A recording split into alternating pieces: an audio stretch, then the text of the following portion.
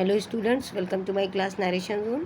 आज की हमारी क्लास का टॉपिक है क्लास 10 इंग्लिश की short story Bholi by K Abbas. तो ये स्टोरी है भोली नाम की एक लड़की का, जिसका जो है नाम होता है सुलेखा। रियल नेम उसका सुलेखा होता है।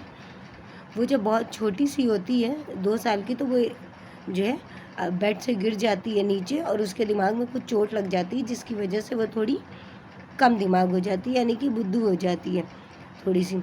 और इसी जो है दिमाग में चोट लगने की वजह से वो थोड़ा सा हकलाने लगती, स्टैमर करने लगती है, सही से बोल नहीं पाती।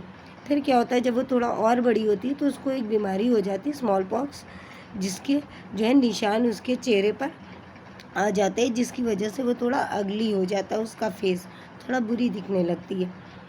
और इन्हीं सब वजह से लोग उसे भोली कहकर बुलाते थे, क्योंकि वो थोड़ी नासमझ, थोड़ी बुद्धू थी। तो स्टोरी शुरू होती है रामलाल से। रामलाल जिनके 7 बच्चे होते हैं, जिनमें 3 जो है बेटे होते हैं और 4 बेटियां। और 4 बेटियों में जो सबसे छोटी बेटी है वो भोली होती है, और जो इसके बेटे होते हैं उनको ये बाहर भेज देते हैं पढ़ाई करने के लिए, शहर भेज देते हैं।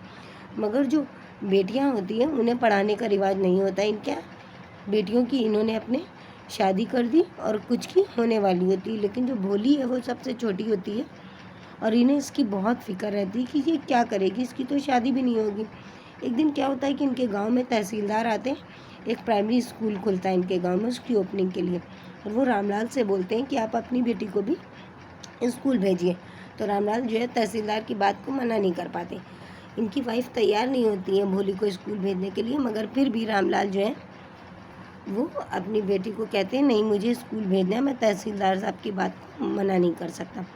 ये अपनी बेटी को स्कूल ले जाते हैं वहाँ भोली का एडमिशन करवाने के लिए। भोली बहुत डर जाती है कि पता नहीं स्कूल कैसी जगह हो और वहाँ मेरे साथ क्या हो। फिर क्या होता है कि वो बोलते हैं कि भोली को तैयार करो अपनी वाइफ से। तो वो जब भोली को नए कपड़े पहनाती है, उसके बाल बनाती है, उसको तैयार करती है, तो भोली को लगता है हाँ ये ज़रूर कोई अच्छी जगह है, क्योंकि उसको कभी भी ना नए कपड़े दिए गए थे, ना उसको कभी भी बाल बनाए गए, ना उसके साथ इतना अच्छा व्यवहार किया गया। तो वो खुश हो जाती कि चलो ये कोई अच्छी जगह होगी जहाँ मुझे ले जाया जा रहा है। फिर भोली स्कूल जाती है। स्कूल में वो देखती है कि एक क्लास में टीचर बच्चों को पढ़ा रही हैं। वो जब अंदर जाती है क्लास में तो देखती है कि उसकी उम्र के बहुत सारे बच्चे हैं। तो वो खुश हो जाती है कि चलो मेरा भी कोई दोस्त बनेगा यहाँ पर। फिर क्या होता है, टीचर उससे पूछती है कि तुम्हारा क्या नाम है। वो जो है डर के हकला के बोलती है और अपना नाम बता नहीं पाती, और सारे बच्चे उस पर हंसने लगते हैं। और इस बात से भोली बहुत डर जाती है और वो एकदम से रोने लगती है। फिर क्या होता है, टीचर जो होती है वो उसको समझाती हैं कि तुम रो मत इस तरह, जो है तुम कोशिश करो कि तुम हकलाओ नहीं, अच्छे से बोलने लगो और तुम ऐसा कर सकती हो। वो टीचर बहुत अच्छी होती है, उसे बहुत इनकरेज करती हैं कि तुम कोशिश करो। तो वो फिर बोलती है, जब वो बोलती है तो वो अपना नाम बोल लेती है बिना हकलाए हुए। तो टीचर कहती है अगर तुम चाहती हो कि तुम जो अच्छे से बोलने लगो तो तुम्हें एक काम करना होगा कि तुम्हें डेली स्कूल आना होगा। तो भोली कहती है हाँ ठीक है। अब जो है क्या होता है कि दिन गुजरता जाता है, भोली स्कूल में पढ़ती है। अब क्या होता है, कुछ साल बीतते हैं। अब वो जो छोटा सा गांव था वो एक स्मॉल टाउन में बदल जाता, और जो छोटा प्राइमरी स्कूल था जहाँ भोली पढ़ती थी वो एक हाई स्कूल बन गया था। और भोली अब अपनी पढ़ाई पूरी कर चुकी थी, अब वो बड़ी हो गई थी।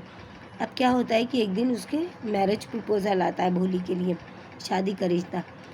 और वो जिस आदमी का आता है बिशंबर, वो एक बूढ़ा लंगड़ा आदमी है और उसके पहली पत्नी मर चुकी है और उसके जो बच्चे हैं वो भी बड़े हो चुके हैं अब।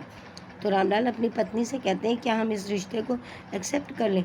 तो कहती हैं हाँ बिल्कुल, क्यों नहीं, वरना इस बुद्धू लड़की से शादी कौन करेगा, फिर हम क्या करेंगे। तो रामलाल कहते हैं ठीक है, वो इस रिश्ते को एक्सेप्ट कर लेते। फिर भोली की शादी का दिन आता है। क्या होता है कि बारात आती है बड़ी धूमधाम से, ठाट बाट से। भोली की जो बहनें होती हैं वो कहती हमने तो कभी सोचा ही नहीं था कि तुम्हारी भी शादी होगी और इस तरह ठाट बाट की बारात आएगी। फिर बारात आ जाती है। अब वरमाला का टाइम जब होता है तो दूल्हा जो है क्या नाम है, जब माला पहनाने के लिए आता है भोली को, तो उसका जब घूंघट खोला जाता है तो दूल्हे की नज़र पड़ती भोली के चेहरे पर।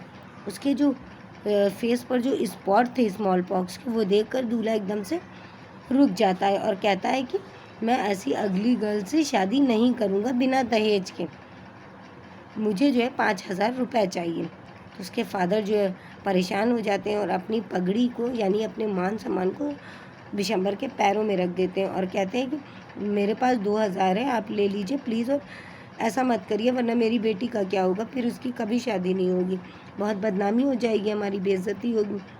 लेकिन जो विशंबर होता है वो बहुत ही लालची इंसान होता है, वो नहीं मानता, कहता है मुझे 5,000 दो, नहीं मैं बारात लेकर वापस चला जाऊँगा।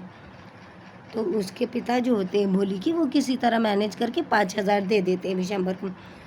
तो वो कहता है ठीक है। फिर वो जैसा ही वरमाला पहनाने के लिए भोली के पास आता है, भोली वरमाला को छीनती है और फेंक देती है और कहती है मैं इस बूढ़े, लंगड़े और लालची आदमी से बिल्कुल भी शादी नहीं करूँगी। और सब इस बात को सुन के एकदम दंग रह जाते हैं, क्योंकि आज भोली बिना हकलाए अपनी पूरी बात एक बार में कह दी। और जो है क्या नाम है, उसके जो माता पिता होते हैं वो बहुत परेशान हो जाते हैं भोली के, मगर भोली जो है कहती है मैं इस इंसान से हरगिज़ भी शादी नहीं करूँगी, ये एक लालची इंसान है। और क्या होता है कि उसकी बारात वापस चली जाती है और उसके माता पिता कहते हैं भोली से कि अब तुम क्या करोगी, तुमने ये क्या कर दिया।